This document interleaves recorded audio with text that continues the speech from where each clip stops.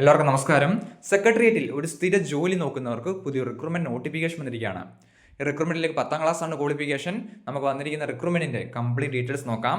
Secretariat security ഫോഴ്സിലേക്കാണ് recruitment വിളിച്ചിരിക്കുന്നത്. Constable തസ്തികയാണ്.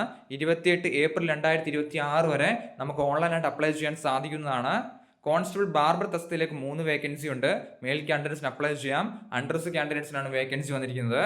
Constable വാച്ച്മാനിലേക്ക് 7 vacancy ഉണ്ട്. Mail കാൻഡിഡേറ്റ്സിന് apply ചെയ്യാം. അൺറിസർവ്ഡ് SC OBC കാൻഡിഡേറ്റ്സിനാണ് വേക്കൻസി വന്നിരിക്കുന്നത്.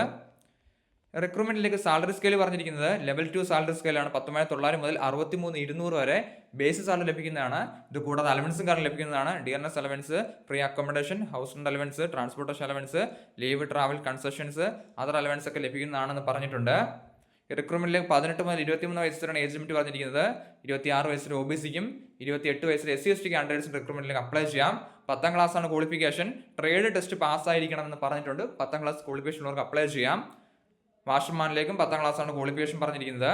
ലാസ്റ്റ് ഡേറ്റ് 28 ഏപ്രിൽ 2026 ആണ്. റിക്രൂട്ട്മെന്റിലേക്ക് ഹൈറ്റ് പറഞ്ഞിരിക്കുന്നത് 170 സെന്റിമീറ്റർ ആണ് ഹൈറ്റ് ആയിട്ട് പറഞ്ഞിരിക്കുന്നത്.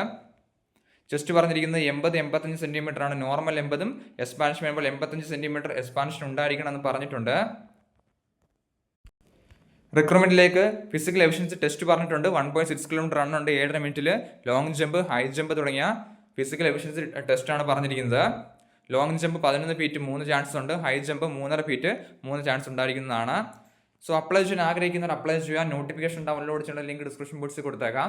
നോട്ടിഫിക്കേഷൻ ഡൗൺലോഡ് ചെയ്ത് വായിച്ച് നോക്കിയതിനു ശേഷം അപേക്ഷിക്കാൻ ആഗ്രഹിക്കുന്നവർ അപ്ലൈ ചെയ്യുക. എന്തെങ്കിലും സംശയം ഉണ്ടെങ്കിൽ കമൻറ്റ് ചെയ്യുക. താങ്ക്